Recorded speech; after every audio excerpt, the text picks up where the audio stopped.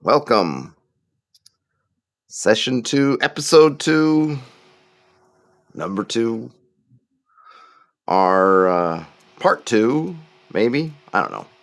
We're back to the Logan's Run project. If you happen to not watch the first section, the first episode, whatever we're calling these things, it's a good idea, but you don't need to. Essentially went over the movie a bit, talked about some stuff about it, tried to lay out a whole bunch of the elements that we recall from our viewing, get it all out on paper, virtual paper, in our case, if you will. Hey, Elfbait, let me know as usual if the levels or anything else is amiss. All my meters are green, so I'm presuming should be good to go. From here on out, there is going to be perhaps a little messiness in the stream in terms of sharing different elements. I'm using Restream, which has a really great, easy way, web-based way to do these streams that gives me essentially everything I need. But one limitation I just noticed as I was setting up for this stream is that I can only share one screen element at a time. If it becomes too unwieldy, I'll probably have to go back into something like OBS and set up a share with a bunch of windows on it. So there might just be some messiness as I have to switch windows and do that. But we will tackle that as we go along. I think first things first. Let me pull up the... All right, so here's where we have our mind map. I actually set up this kind of Kanban board.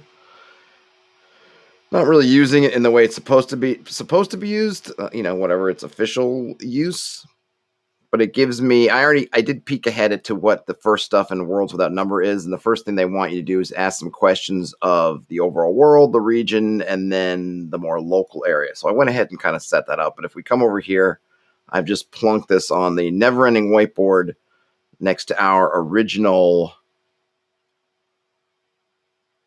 elements that we did in stream number 1. I actually did forget about one thing. There were these funky weapons that the Sanctuary people had. They were spears with these translucent tips, and the tips seemed to shoot out some kind of spray. I was wondering, just because no one ever says what the spray is. They don't say something, don't move or we'll hit you with our disintegrating spray. But the only other spray that did stuff was the disintegration spray. I thought maybe it's similar. Now, the spray that they kind of seemed to hit didn't really do anything, but I don't know if that was just a warning shot. Look out, we hit this, we pump this thing with full force, then you'll feel it. But there was some kind of spraying, I don't know, I'm going to call it spraying techno spears. If anyone knows more about that or gleaned something I didn't glean, then let me know. And I'm just going to make that connection so I remember if we ever come back to this and we want to thinking, what the hell were we talking about? That was runner tech. If anyone else has notes from anything that I missed or wants to add from this stuff, this is not something that's now set in stone, virtual or otherwise. So I do want to feel free to come back to all this stuff if we feel the need to revisit it. It's there. Nothing says, hey, nothing. If I had this disintegration spray, I know I'd want it on the end of a long pole. Yeah, I mean, it makes sense, right? In terms of how would you like to deploy this? Either something I could throw or something that, is held a long ways away from me. Oh, that reminds me. So actually, nothing. Thank you. That actually brings up another one, which I missed, was the prismatic, I don't know what you want to call it, powder balls. I think they were just for fun. Francis had it at one point. I think it was when Logan first meets, is it Jessica? Is her name Jessica? and she leaves, or she's about to leave, or they're wrapping up their conversation. Francis shows up with a couple of ladies, and she leaves, and then he throws up this kind of thing. I think it was a ball, but it could have just been some kind of powder, and just makes a kind of colorful fog. I'm not sure if there was if it was just to be fun, or whether there was is there some kind of chemical in that mist, that kind of like the Love Shop sort of weird psychedelic psychotropic chemicals in there? We don't know, but I'll just make a note there so that we can come back to it if we need. Okay, so now I mentioned this, and I don't think there was anybody in the stream at the time. Maybe Elfbait was here, but I saw he backed out for a moment. I don't have a good way of sharing two windows at once, so I'm going to have to close one window, share something else. So I'm using a web-based stream manager, which is really super handy for most of my streams, since usually it's just me, lovely me, and one thing like this board that I'm sharing. However, as we get more into this, I'll be juggling multiple boards, so I may need to set up something in OBS, which is it's free and it's great, but it's a little bit clunky too. But it's just another a non-web based stream manager, but that lets you just play all kinds of things with windows and whatnot. But today I'm going to stick with doing it hopefully the simple way. We'll see how it goes. If I find that it's just becoming a pain and we need to see a bunch of things at the same time, I will set up OBS. So apologies for any clunkiness in our transitions and blah blah blah today. It will get sorted. All right, so let me close this out for a minute. So we've got this, and maybe only I will need to look at this. I think if it comes something we're referencing this a ton, I can pull it back up. But as I mentioned in the show description, as promised, I wanted to really get into going back to the Worlds Without Number tool today and starting down the path, going through the tools as they see them. So I'm going to flip back to Worlds Without Number, which is where you are here. Okay.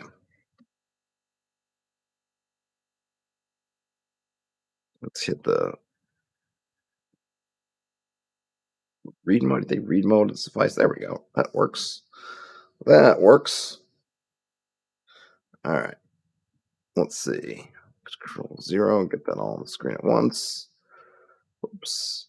All right. So I'm going to skip. I'm going to skip planning our work. We're going to be going through their steps. Let's just go through it. So first we start with the world level. And as I mentioned, I did make kind of a Kanban board type setup. I'll probably flip back and forth to that once we complete some of these. So we have 3 levels we want to ask and answer questions about per the setup here. So I set up a Kanban board with 3 columns. We're not moving tasks around it, but we can kind of put these questions and answers in those different boards, so we can look at, here's what's on the world.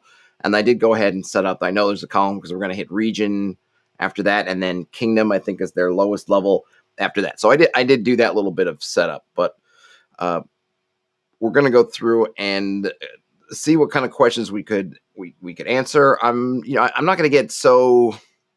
We're probably going to. I imagine we're going to be coming back and forth a lot to these different things as we fill in. But I thought it would be helpful to go through and, like the process talks about, trying to think about these things. So, do we have a name? So the first question on the world level is, what's the name? Sorry if there's some skittering in the window. I'm moving it around, and I noticed it was making kind of jitter a little bit. All right, so we've got, whoops. So we've got, what's the name? Question number 1. What's the name of this world for people in your campaign's scope? I don't think so. I'm not sticking with Earth. I'm not going to do it as, strictly speaking, Earth. So we don't have to call it Earth. I don't know that the people in Logan's Run actually name the outside world at any point. I think it's merely, I don't think they really know anything exists really outside the domes, or what they imagine if it's just darkness and destruction. Maybe they do. I don't remember if there's ever a conversation. There might be one, but I think basically the party line is there's nothing out there but death, basically, or a void, or just, I don't know. I don't know. They don't. I don't think they really name it. So we can, if we can come up with a name. Let's see. What kind of a name? You know what? Let me just. Where's a text editor? Or actually, I can just use this. Frederick Ork says, "Isn't there a Logan's Run book?" There is a Logan's Run book, but a couple of things. Right. Well, the main thing is I haven't read the book, so I have no ties to the book. I enjoyed the movie. It happened to come up on one of the streams. It seemed like a fun idea to do it during one of the Worlds Without Number streams. I also wanted to make this something that would be doable for at least something that I could do, and hopefully other folks will be able to do in a moderately short period of time. The amount of investment it takes to watch Logan's Run the movie is under 2 hours. It's only an hour and 45 minutes. You could spread that out over a week, or it only takes less than 2 hours. You could do it whenever you want. That's a lot less of an investment than going by the book. And part of the whole point of this exercise is to adapt a setting for the game. And part of that adaptation is taking the setting that you want and not necessarily thinking, oh, I have to adapt it be true. I want to take maybe elements of this world and doing it. So I want to use a lot of the stuff, and I would love if at the end of it, people could go and say, oh man, I think it seems a lot like, it's, you can see that inspiration or feel it, but I'm also not feeling like I need to be tied to the book or the movie 100%. So I don't care if it's Earth or something else. To me, it's just, here we have a sci-fantasy kind of situation. You could call it Tatooine with people living under domes over there, somewhere else. Frederick also says, there's a Blackmore adventure that is very Logan's Run-ish. Yeah, and once we have this setting, then hopefully that could be, I believe that if we succeeded the setting, someone could run kind of a very Logan's-ish run type adventure in it, or not. I think that's kind of the interesting thing when you build these settings, that they become bigger than the specific plot of the movie. I don't just want to make it so here you can run, if you want to run a Logan's Run adventure, here it is, but I want to make a setting that, sure, you can do that, or you can do a bunch of other stuff. But going back to the idea of our setting, I'm not super interested in just making it, oh, we're in future Earth, like they are. I don't, it doesn't really matter. As in the film and maybe in the book, it's more of a thing because, I don't know, part of that whole 70s shtick, like in Planet of the Apes and similar movies, is you're kind of making a point about where we are as societies. We're in the midst of the Cold War and the stakes are rising. Look what could possibly happen, right? It's all gone. Or Charlton Heston pounding his fist in the sand,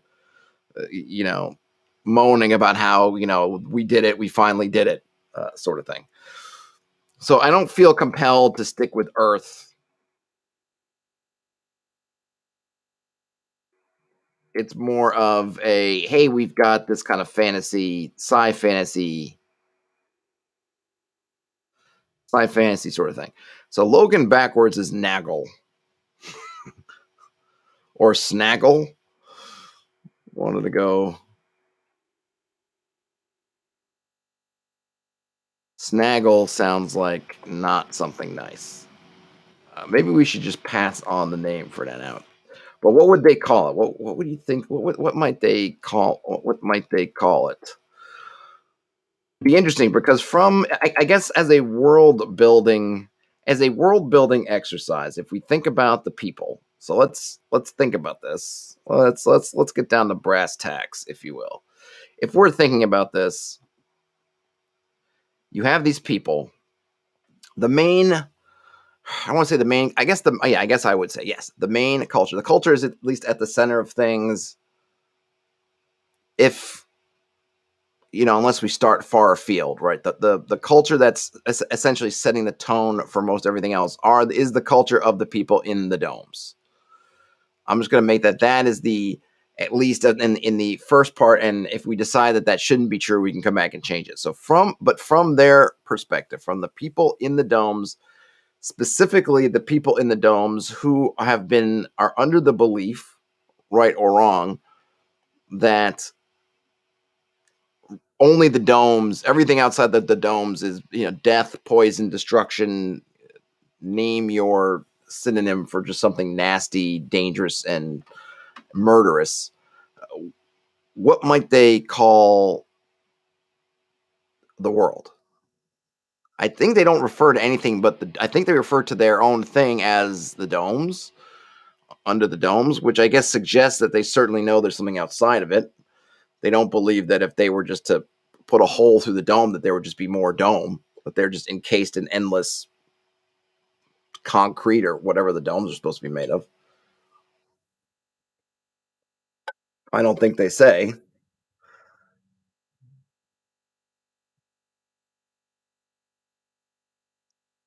Let's see. No, nothing says.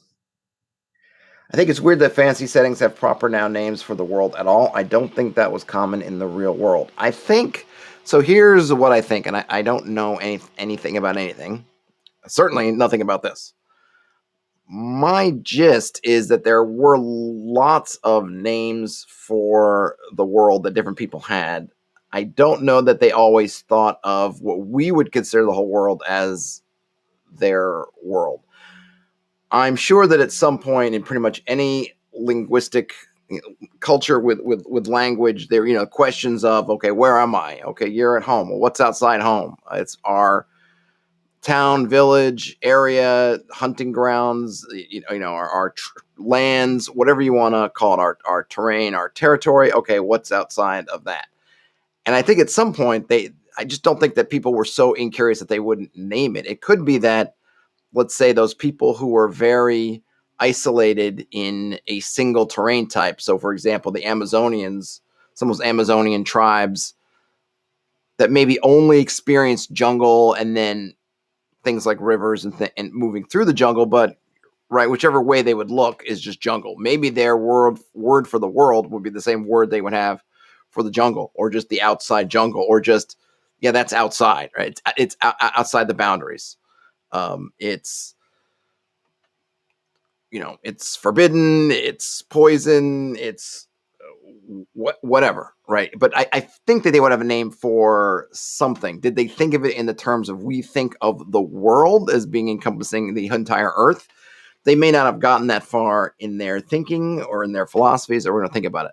But I imagine that they did have a name for it, even if it's just the name of, yeah, over there. What is it? That's outside the water, right? If you lived on the ocean and you never got off the ocean, you might look at land and say, I don't know what that stuff is. That's just, it's not on the water. Let's see. Frederick Ork says you could tie their fear of the outside into the religion of Carousel. Absolutely. Elfbait says in Judge Dredd they call it Cursed Earth. Frederick Ork also says, let's see, weird names for everything. Watch The Prisoner. Does The Prisoner have weird names for everything? Are you talking about The Prisoner as in number one, everyone numbered? You are number 6. I don't remember there being a lot of weird names for it.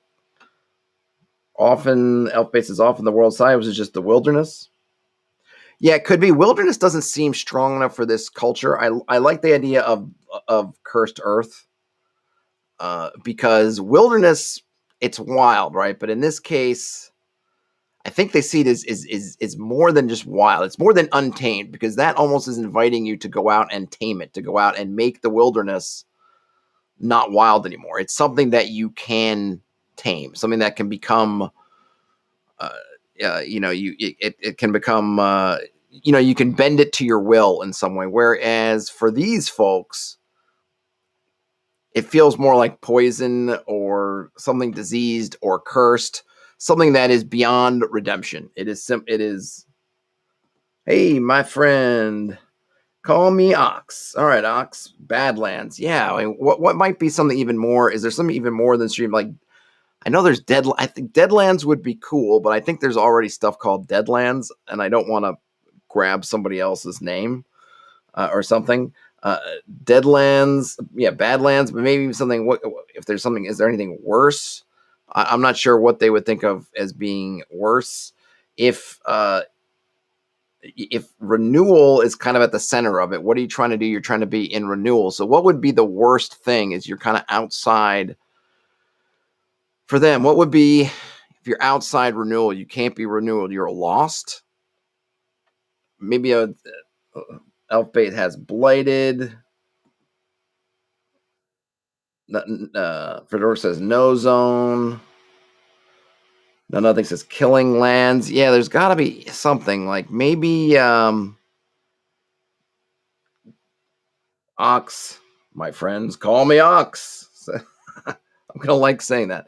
A Ghostlands, Forsaken. Yeah, maybe Forsaken. Yeah, I'm just gonna write a bunch of these down. We can come back and riff on these as we're going along. So we got Cursed, Forsaken, Lost, Blighted.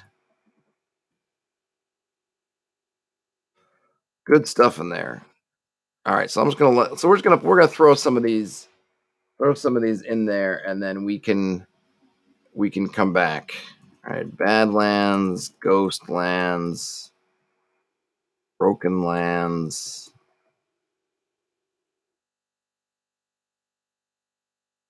all kinds of lands. All right, I think we've spent enough time on that. So, and maybe we can come back and, like I said, we can riff off of these as we go along. Let's see another. Give us another. Okay. Next question. Are natural physical laws mostly the same as in our world? I'm just going to say yes. Yes, they are. I suppose they don't have to be. Though, I'm always, not that I don't appreciate people taking the attempts to do that, but I find that it becomes something for me when I've dabbled with such things that they become hard to keep up with. If I said, "Oh, we're playing on," we're playing a John of Mars. There are a couple things that might be easy if you're an Earthman on Mars, right? The gravity thing, you're stronger, but there might be other things I'll just forget. And especially if it's something even more unusual or different than that, I won't remember. So unless it's really, really interesting and really central, that it's going to really impact everything. For example, I don't know, maybe if we were playing we're all Atlanteans, but in the Atlanteans in the uh, you know Namor or Aquaman thing, right? We're all underwater, and it's a constant. Maybe that would work, but then becomes almost the opposite point, which is I don't know how water affects everything, or I only know in very simplistic ways that might be kind of wonky. And do I want to have those constant back and forths with people who have players whose ideas might be different than mine about what water works? Theirs might be even more correct than mine. I don't know. Do they know? A lot of hashing out of stuff. Physical law is mostly the same as in our world. I'm just going to say yes. Yes, they are. Nothing is particularly different. All right, that's an easy one. Glad to get that one. Give us more. Oops. Here we go. Are there any spirit worlds, alternate dimensions, novel planes of existence, or other cosmological locales generally associated with the world? Now, this one's an interesting one, right? Because the you get kind of two views on this. Well, I don't even know if you get two. So I think the movie it seems to be implying that there isn't one, there isn't, and one in maybe the sense of what the the dome's folk believe. There is no soul or spirit leaving the body and then going into the newborn, whatever that connection is, whatever takes you from renewal to a new baby, from Logan 5 to Logan 6. That doesn't happen. I think the implication there is that's they're basically saying that's a lie. It's a story that was made for whatever reasons, probably because at some point the founders decided that they could only support X amount of people, and they know that people left to their own devices are going to make more. So they automated everything, and to keep everything perfectly in balance, they came up with these rules and then came up with a religion essentially to help enforce the rules on a cultural level. So you have the AI doing it, you have the Sandmen kind of employed doing it, but how do you keep all that glued together, make it something that people want to do, make it something that doesn't feel like it's oppressive, even though it is you turn it into, a religious ritual. So if we were going to go, and it might be, so this is where we can kind of do some interesting things, right? In the ye old D&D style universe, there's usually tons of different spirit worlds. Do we want to hold to that? Do we want to have, okay, yeah, sure, there's hells and there's all various heavens and other planes of that sort. There are all kinds of other, the Great Wheel, planescape ish, tons of planes all whirligigging around each other, or do we want to tamp it down and say, you know what, here there isn't. Here maybe are there gods at all? Is this something that just doesn't in our particular setting doesn't exist? Or maybe one that's interesting, they do exist, but that it was lost. We know there was a cathedral. We know that there was old-timey religion in the domes at one point, but either on purpose or just through some kind of gradual decline or some other event that happened. And as we're going through these things, maybe we'll decide on that event is. Whatever that old religion is lost inside the domes.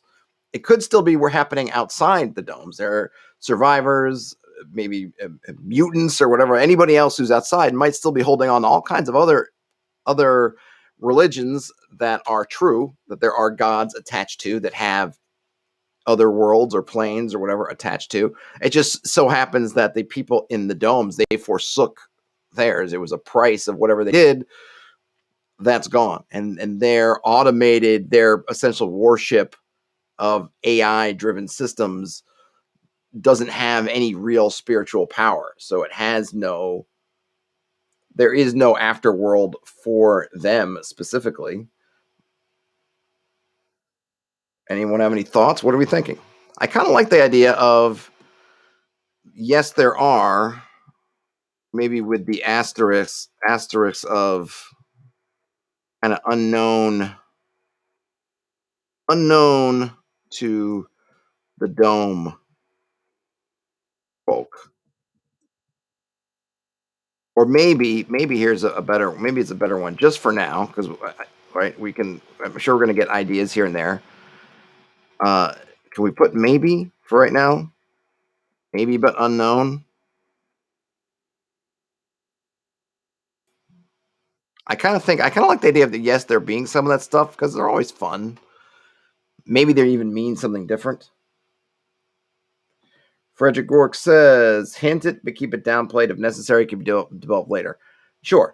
Right. Keep in mind, all the stuff we're doing is for us. This is not about what we're communicating to players yet. This is all just GM getting our brains moving. Clerics. Oh, sorry. No, nothing says hard to have clerics make sense without a spiritual reality. Yes. So let's say that, yes, there is something, and we haven't decided yet. Remember, this is not player facing at all. This is all world building for us GMs to build something out. So we're going to say that, yes, there are, but they are unknown. But whatever they are, they're unknown to the Domes folk. Roger Gore says, put it down as part of Carousel. Ah, Carousel. Will we be redeemed? Well, will we be redeemed in Carousel? Okay, now next question. Are there any... Okay, let's make a new card. Are there... I should just copy paste, but I'm not going to. Are there any vast global events that have happened recently? All right, so global events. So the catastrophe, whatever it is that pushed people into the domes, would certainly be a global event, but it didn't happen recently. Do we think that there was something literally earth shaking that happened in the recent past? I'm going to go ahead and say no, that this was.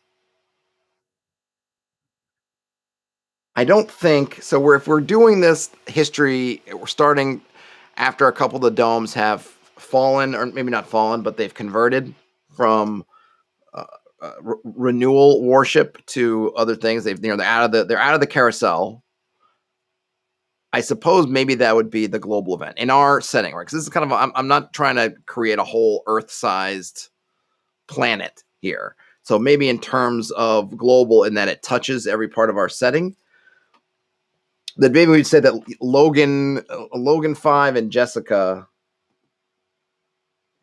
finding and bringing Carousel back, say 20 or 30 years ago, would be that recent event. Frederick Gork says, perhaps during Carousel, a person stole a sword in a computer deep underground. I don't think that could be possible because the computer essentially, I think, suggested pretty strongly through their non-answers that nothing was happening. Nothing was happening in that person's soul, right? There was no transfer. Maybe their memories. I mean, it could be interesting if there was some deep memory banks. Though, keep in mind, they seem to have no knowledge of Box, which seem to indicate that they don't have either full memories of the people who lived in the domes, because we presume that, right, the first people who lived in the domes, they first came, they set everything up. Those people knew about Box. They didn't forget about Box overnight. Box is something that had to have over multiple generations just faded from memory, particularly as maybe they changed their food sourcing or something else happened. They didn't need to access Box, and so they just lost that knowledge. Potentially other things changed. Maybe that's when they stopped using the Cathedral. Maybe that's when they decide to really lock things down, because also Box is outside the city seals. Maybe there's a reason for that at one point they had further, there were other parts of the dome infrastructure that people were allowed into, but knowledge was lost, skills were lost, and they decided, nope, we got to just lock it down, and Box was lost. So if they have all these memories stored deep inside, there have to be pretty strong limits as to either when that started or when that's stopped. But I'm inclined just to think that it's just gone. Okay, so back to the global events. I'm going to put the actual Logan's Run, and we'll probably have to change his name so that people don't come to sue me at some point. But we're just going to say, or I'll say, Sanctuary is discovered. I'm putting sanctuary in quotes because there really isn't a sanctuary, but just, in terms of, and obviously discovered is also in quotes. It was just rediscovered. Sanctuary is discovered. How much detail are they thinking? Yeah, we're leaving distant history alone. Sanctuary is just discovered, and just to make sure we understand, we're throwing the domes into disarray, and oh boy, disarray, and my spelling is terrible as what am I? How do I keep spelling disarray? Thank you. And causing, leading to various revolts, revolutions, and other disturbances. All right, so we got that answer.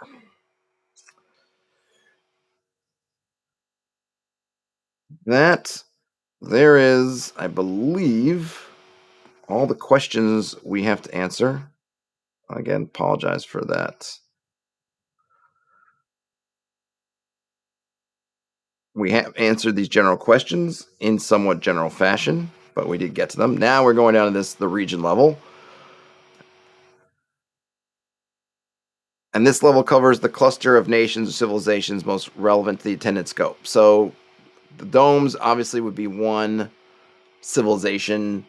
If we have, really, it's the, other than, I suppose at this point we've got the Carousel culture civilization, and then a rival civilization of Sanctuary. I guess we'll just call it Sanctuary for right now. We have the Sanctuary Culture slash Nation and the Carousel Nation, and then we could decide about other things outside of those two, which is basically the people in the wilderness, in the whatever we're calling the Deadlands, blah blah blah.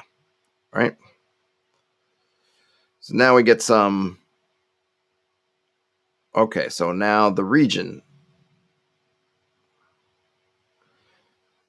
So our initial region will be the domes. That's where we're gonna. That's where we're gonna start, and we can go out from there. So we got to name the region.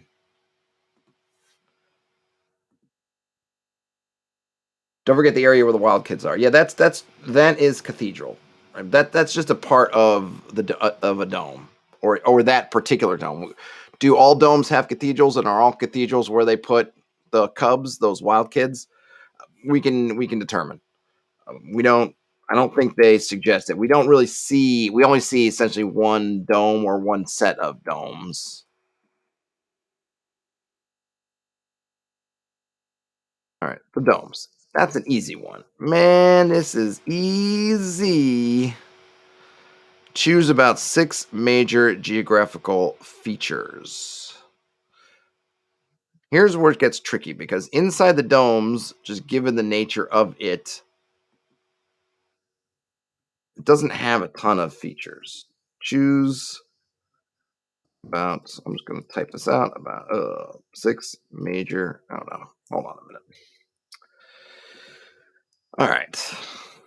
Choose about 6 major geographical features. This is where it gets interesting because obviously they're thinking about in terms of wilderness. Oh, okay, there's forest and there's river and there's anything. But inside the domes, we don't really have that, right? Because it's all essentially, they're artificial. We do know, so and this is where it's handy. So if we're thinking back to, here's the handy part of what we did in the first session. Because we went through and we rattled off a whole bunch of these locations. Some of these locations we could think of as being, kind of terrain types, if we will. We've got, so we have parks and lakes. Those things we saw. So we got 2 things.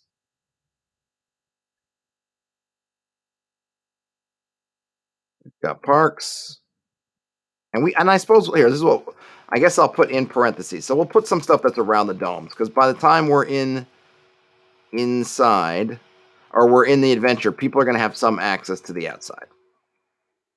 I think we also definitely saw, we didn't see jungle, so we'll put jungle aside for right now. We didn't see mountains. I don't think they climbed any mountains going anywhere. There were hills. I'm going to put in parentheses in the wilderness. That's 3. They definitely were. Let's see. We'll put rivers. Rivers make sense. I know they went into a waterfall and they dabbled that, and that's not really a major river, but I'm going to assume and especially in the case of Logan's Run, we know that they end up in Washington D.C. and we know the Potomac is right there, so they know there's a major river nearby, even if the movie doesn't specifically show it. I think it's a good bet that we'll have some rivers. We'll have some forests. Let's see, that's 1, 2, 3, 4, 5, and then let's put.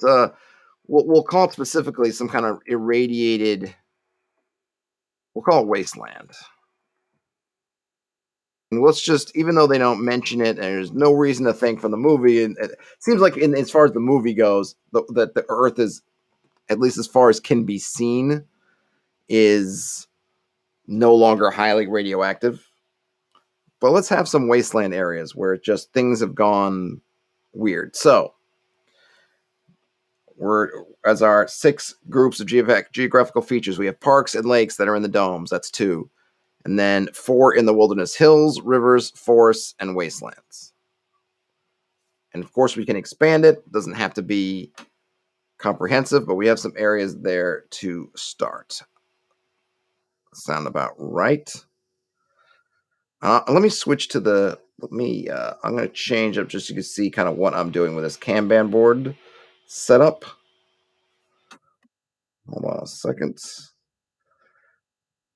Hold on a moment. Whoop. Maybe this is a better view than just seeing the book. No, nothing says in the dome. Add a sewage treatment lake. Gonna add that in. Ooh. All right. Oh, well, I guess we already have lakes. Let's see. So we just make that maybe a. Let's see. How can I put this in there? Maybe I'll just make a note. Let's just. Here we go. Sewage. Yeah, I know I do have that under locations.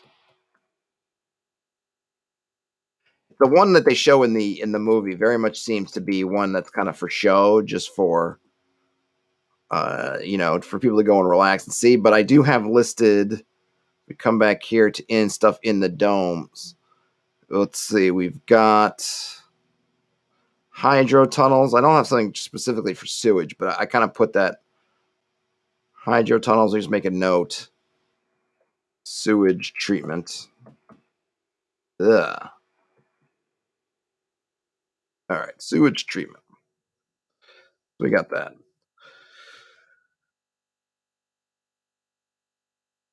Okay, we got about 6. Create 6 nations or groups of importance.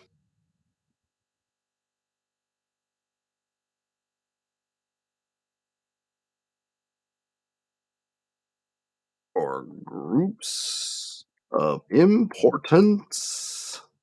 All right. We have, I'm just going to call it, I don't know, the carousel renewal culture. They're definitely one. We have, and this includes, so keep in mind, this is the overall culture. This is going to include the Sandmen and the people who are just going around with their life clock crystals and they're changing the colors of their dresses as they get older or their tunics. All that folk is all part of that one singular culture. Also includes things like the Cubs, groups like the Cubs, who are, I wouldn't even say they're really important. They seem to be in the movie. They seem more. They're definitely maybe a tiny faction of some kind, or even just a menace. They don't seem to really trouble anyone on a scale that threatens or even troubles people. Really, it's more of just like, okay, somebody's run off and they went into Cathedral. Oh, okay, I got to go in there and deal with the Cubs. So I'm not going to add them on here, though. Remember, when I switch back out and we go over, I do have them here as certainly a faction inside of the dome. By this point, we're going to have the sanctuary culture. We don't particularly have names for, but they are the culture of, hey, we don't need to do this. I'll put it's domed. These are in the domed. These are domed. Oops. We're going to have. Do we feel like there's any of the survivors, any of the people who like the librarian character, who managed to survive out in the wilds, out in whatever those Badlands, Wastelands, whatever we're going to determine the name for, out there? I mean, I imagine some of them must have bound together. I just think it's kind of humanoid nature to get together into groups. So there must have been. I imagine there's some culture there. So I'm gonna just call it survivor culture right now, and there might be more than one, of course, but just for now, out in the wastelands, or I'll just call wilderness. Only 3. What other cultures are we thinking there might be? Crazies, is that a group of importance? They kind of don't. I mean, we can, of course, we can expand these, right? I'm just thinking in terms of what we have of these groups in the dome. The Cubs and the Crazies don't seem to be all that important. Maybe we'll just go with these three. I'd rather have, and the other thing is too, is just for me, my feeling is I'd rather have these three and have them be really strong with a lot of good uh, content or good ideas than have six that we're struggling to fill. Because now I'm thinking about it and I'm thinking, okay, we've got Carousel, the Renewal. That's a strong culture slash nation, however you want to call it. Sanctuary, that's also very strong. They've been infiltrating the Carousel Renewal culture for eons, potentially hundreds of years, maybe. And now they've broken out and they've been able to turn at least one dome to their control. Certainly, they are an important factor.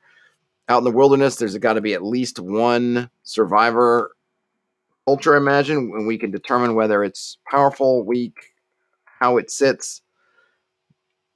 And that is kind of strong. I feel like that can be a strong player in terms of, especially with the sanctuary culture and how they're trying to uh, make connections with the outside. Okay, there's outside there, but it's not like they discovered and it's theirs alone. It needs to be. There are things out there that need to be dealt with, good, bad, and indifferent. So how do they deal with that?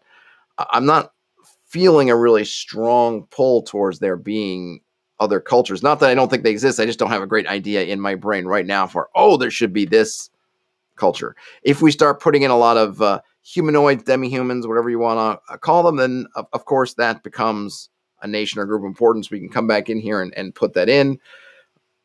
But for right now, I'm just going to stick with those three. I'd rather have three strong, meaty groups than six weak ones. Elfbait says, I think it's a good idea to have cultures outside the domes to both confirm and refute their ideals. Yeah. Yeah. I mean, I think there should be at least, I didn't put it, definitely. Right. And remember, we're just talking this. We're at the early steps of hashing things out.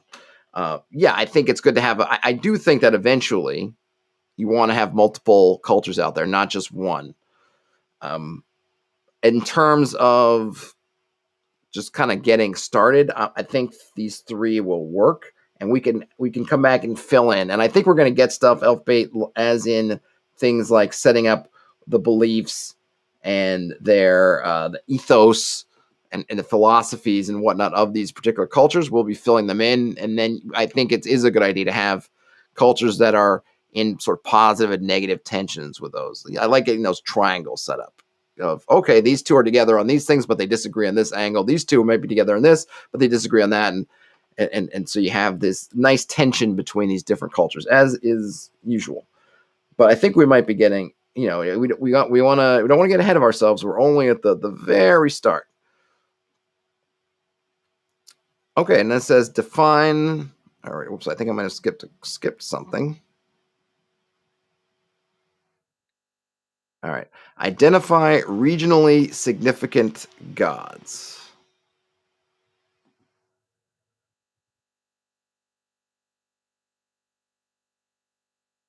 By regionally significant gods.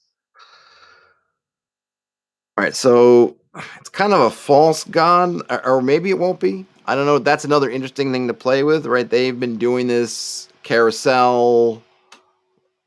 Here's one of the interesting things, especially if it's sci fantasy as opposed to kind of hard sci-fi. Or I think in hard sci-fi, I usually think of that presumes that there really is no God in the true sense of God. Right? We could think about, is there a divine uh, or malevolent influence that has shaped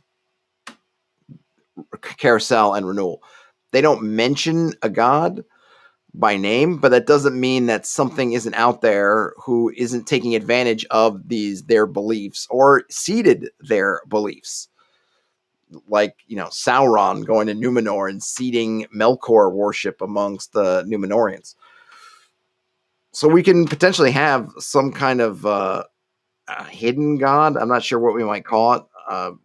Maybe is it balance?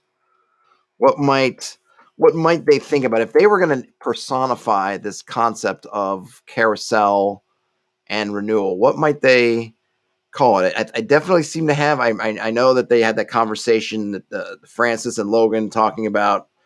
One is consumed, sort of one is born.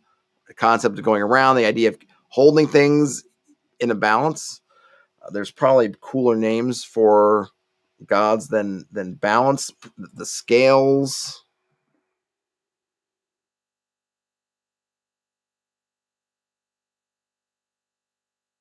I mean, it could be in a sense justice if that's what they consider justice is. Right, everyone's in their place. We talk about balancing. We talk about scales of justice. You're in, out. Right, everything is held and in balance.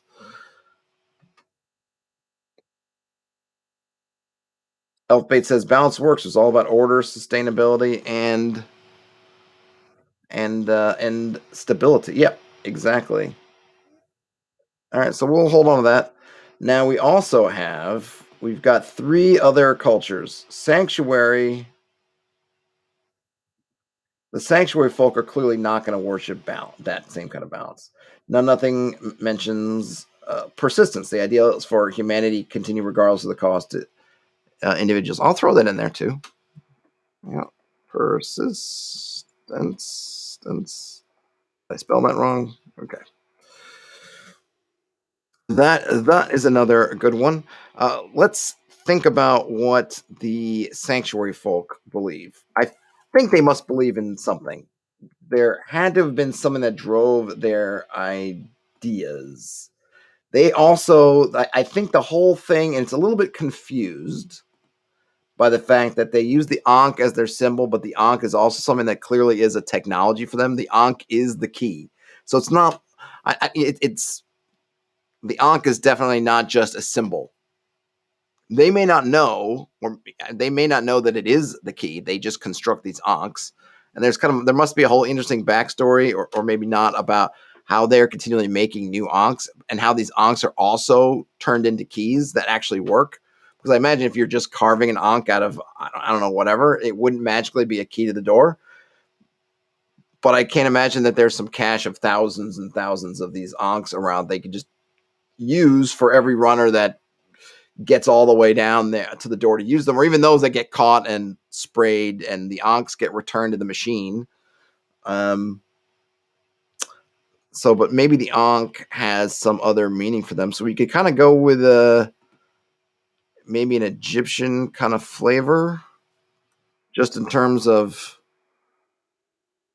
Okay, so the Ankh is the symbol of life, the key of life, the key of the Nile, eternal life. Maybe some kind of Osiris. Osiris is kind of death and rebirth, though. What might be? What might be? And I don't want to necessarily use the exact Egyptian god's name, but having something like that we can reference and say, okay, it's kind of an Osiris type god, or this is more of a Ra or whatever. I'm looking at Wikipedia now. Okay, the Ankh has a cross shape with a teardrop-shaped loop in place of an upper bar. The origins of this symbol are not known, although many hypotheses have been proposed. It was used in writing as a triliteral sign representing a sequence of three consonants and something -N-H. The sequence was found in several Egyptian words, including the words meaning mirror, floral bouquet, and life. Frederick Ork says Horus. I gotta reacquaint myself with what's Horus's.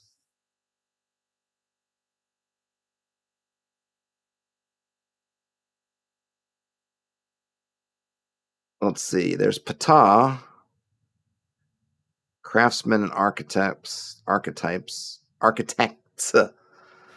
power of speech. Osiris, god of death. What's Horus? I don't remember. I mean, I know Horus. He's Osiris' son, but I don't remember. Okay, so Horus, Or her, Heru, Hor, or Har in ancient Egyptian is one of the most significant. Okay.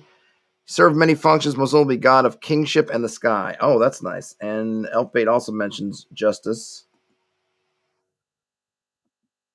All right, so I like that because I think that there would definitely be this feeling of restoring justice. I like the idea of seeing the sky, right? That something that the folks, if they know at all or if they have any hint, it's the fact they used to be able to see the sky and they can no longer. So a Horus type god as the sort of god of the sky.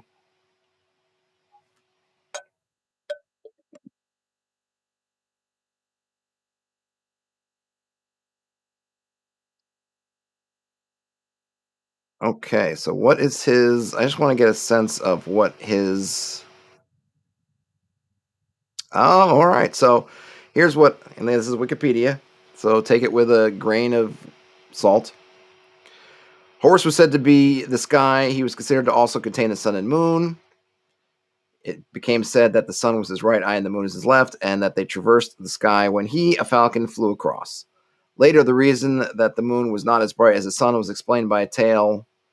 In this tale, it was said that Set and Horus had battled for Egypt brutally, with neither side victorious until eventually the gods sided with Horus. Okay, I don't know what that's to do with. Oh, I see. So in that story, Set had lost a testicle. Apologies, Set, but Horus got his eye gouged out. All right, so I like that. Yep, Horus. We'll go with Horus as at least our touchstone. I'm gonna put that right. This is for the balance we're talking about is for the carousel renewal culture.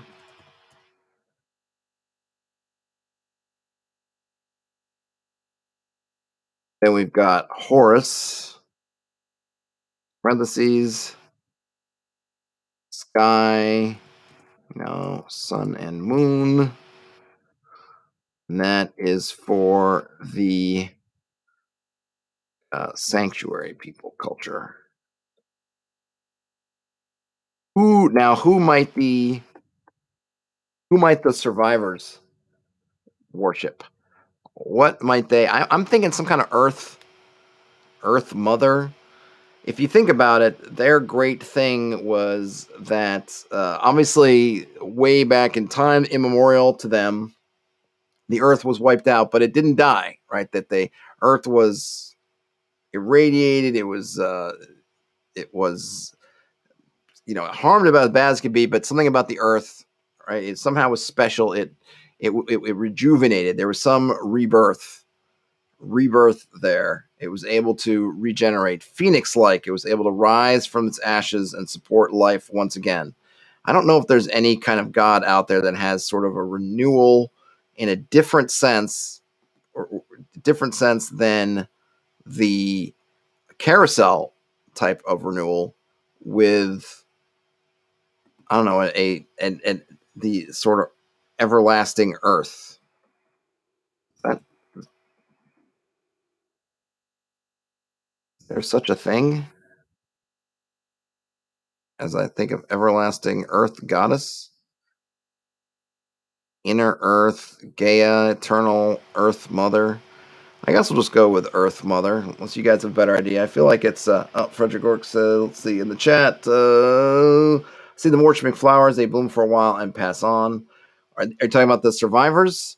I mean, there's definitely part of it too, right? I don't like the song, but the circle of life. Um, oh, wait a minute. There's a Norse goddess. It's pronounced Gevun. Ancient Norse goddess of agriculture, fertility, abundance, and prosperity. I don't know if they would think prosperity. Though I suppose in a land that's mostly become devoid of people, they might feel it's prosperous. But I also want it to be dangerous out there. I don't want it to be like it's just Eden out in the. It's not idyllic out there. So maybe prosperity doesn't work.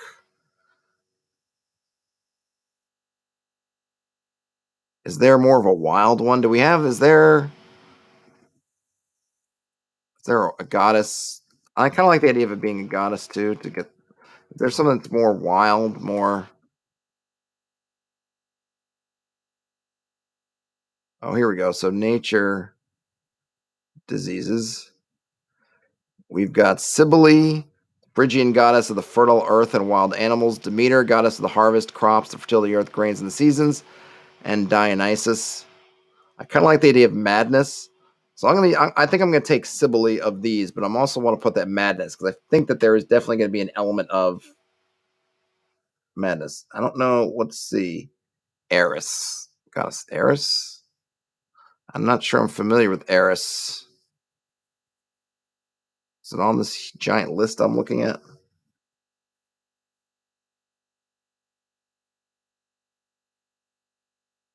All right. I think I'll put that in sort of parens. I'll go with what did I lost my place?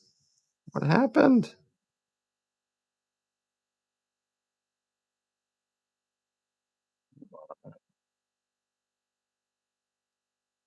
Here we go.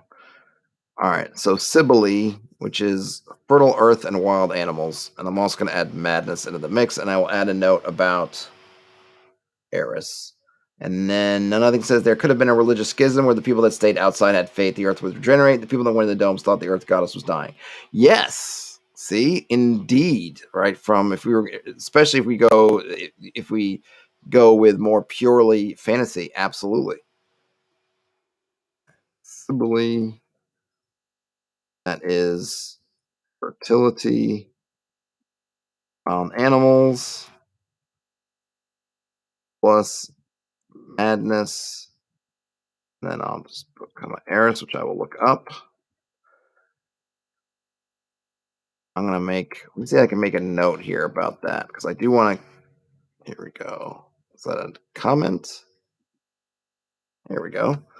Was there a schism between people who stayed outside during the cataclysm and the don't? Ugh. Yep. See, there it is. So was it a Y? Is that right? That doesn't look right. Is that right? I guess that's right. And the dome builders was the Earth goddess dying, or alternatively, there's also or being killed. Right? Was this a cataclysm that was a violent? What does that? Does that do something? Oh, look at that! Haha! Do do do do. I don't know if I like that. Like that. All right. Can I move it? All right. Let's move it.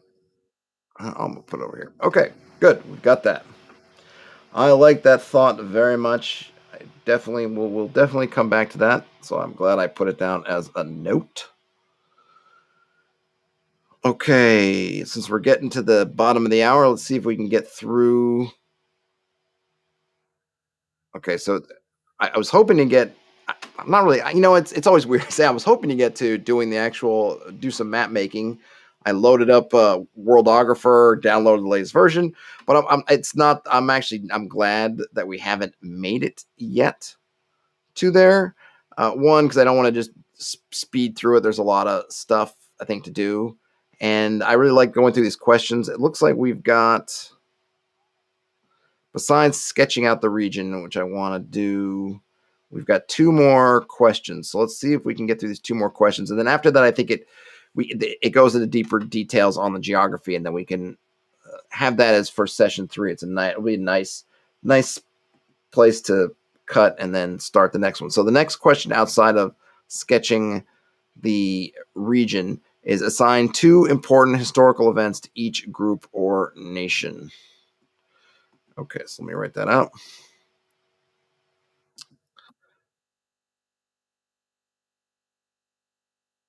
Assign 2, what did I say? Important historical events to each group or nation. Assign 2 important. Ugh, come on. Historical. Oh my gosh. Each group or nation. All right. So first we've got the Carousel This actually will be kind of easy in a sense for the two ones in the domes. It'll be easy because they'll share at least one common one. Maybe the obviously the one of latest importance. Do those work? Okay, I'll just use a star. Sometimes they convert them into rich text format bullets, but I'll stick with that. We definitely have the discovery of sanctuary is going to be obviously a key event for both the sanctuary people and so let's go ahead and put that in there. That's one that's going to be shared by both. Oh, how come it did it that time? I need to put a space rather than. Let's fix that up here. Okay, that's cool. They got it. Now, for the other culture, the survivor culture one, since we're probably going to have more than one.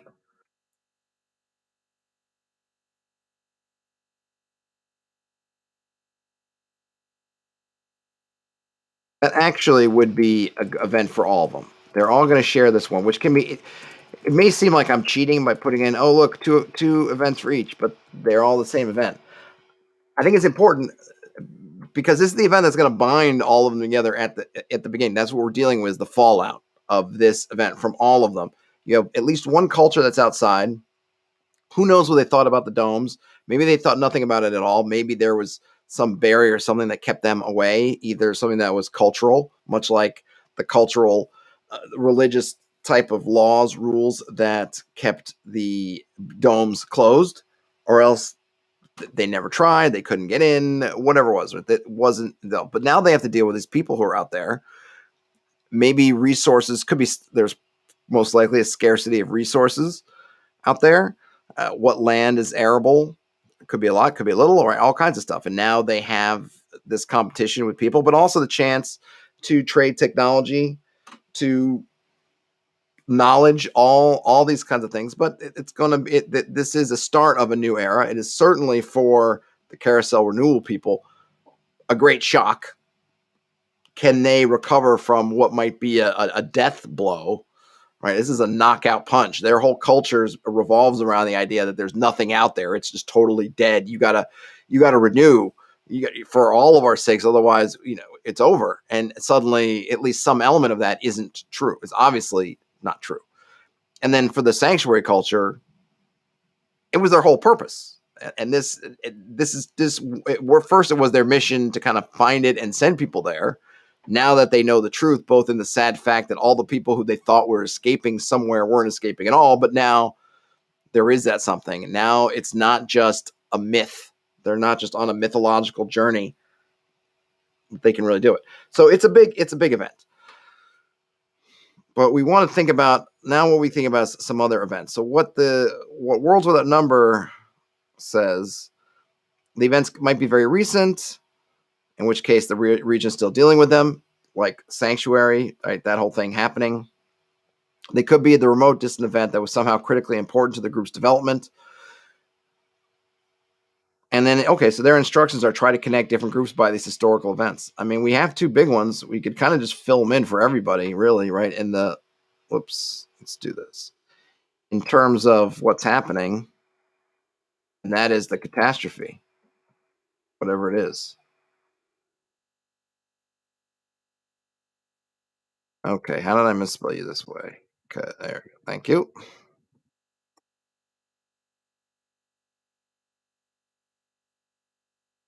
Certainly for the renewal culture, certainly for the survivors.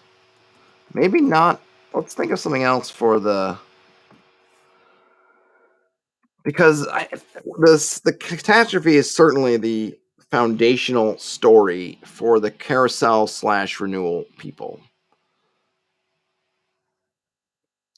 I don't know that this is how it started. For them, the catastrophe, whatever it was, set everything in motion. Their story they tell themselves is why are they doing everything is because the catastrophe set up this situation, and the way they're doing it is the only way to survive. But we know that there was a cathedral.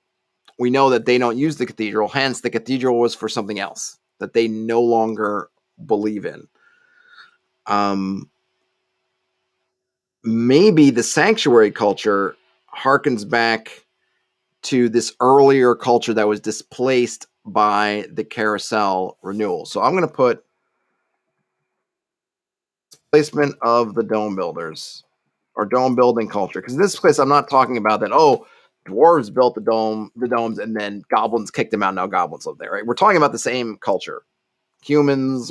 At this point, I'm thinking of them as humans, but whatever they are, same culture. But as happens in life, one culture wanes and just kind of vanishes as other thing because of other reasons. Another culture rises and sort of takes its place. So whatever the original dome building culture, one that had a closer relationship to the Ankh. We don't have any idea what the cathedral was worshiping, but it could have been worshiping the sanctuary god. Maybe that's why they trashed it now and they use it as essentially a holding pen, is because that is a religious center for the sanctuary culture. That only the sanctuary people still revere it all, and now they've locked it up and turned it into a violent, nasty, brutish place. Um, so I think that answers that, at least as a start. And now we want to define the relationships between the groups. Last one.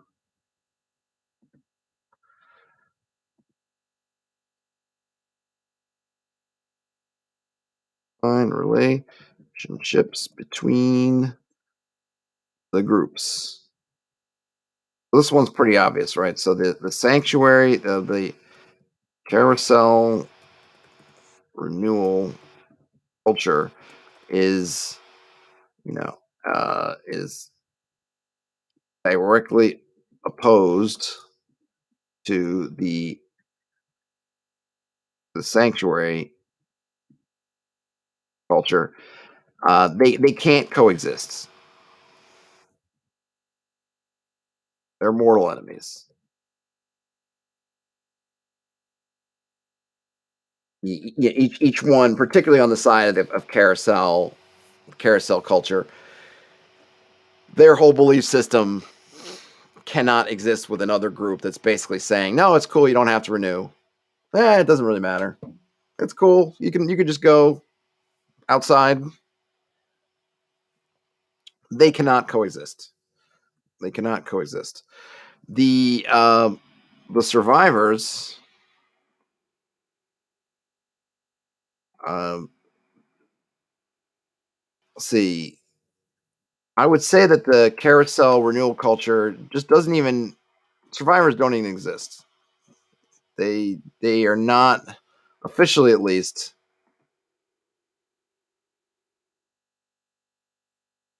That would really,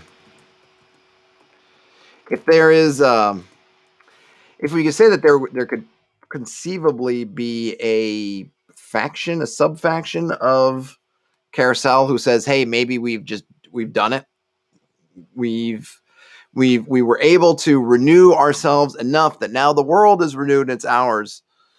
We were able to hunker down in our shell and like a baby bird, we can finally break through the shell and it's now the world is ours." That really falls apart if there are people who survived outside without having to go through all this and they were there all the time. So I think that regardless of if we get into different ideas that different members of the carousel renewal faction culture or whatever might have, it probably can't include survivors. Their worldview seems to have to say that those survivors, either they're lying, there's something else.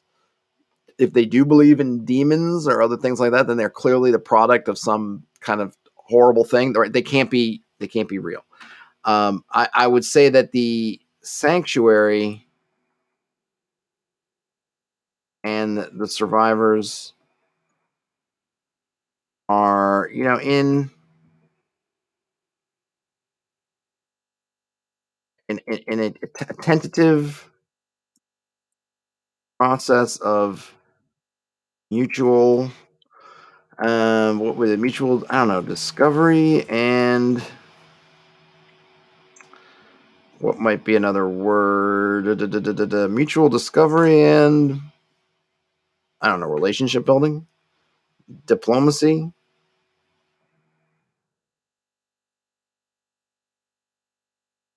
They're not really sure how they feel about each other. All right, folks. A lot of good work. I don't know if there's a way I can export this Kanban easily to see, but I think we got a lot of great stuff down. I think we will be set in the next one to go ahead and get into. Oh, wait a minute. No, we got the kingdom level. So it looks like I was thinking too far ahead. So we just done the regional level, and I forgot there's a whole other. I just blocked out of my mind the fact that we had this very blank kingdom part of the Kanban board to fill out. So next time we will answer the kingdom questions. Hopefully they won't take super long, but if they do, they do. This is, I mean, to me, this is all good stuff. Hopefully you guys find it useful as well and interesting. We'll go through the kingdom level questions, and assuming that we make it through there in good time, we will be on to building out the initial geography.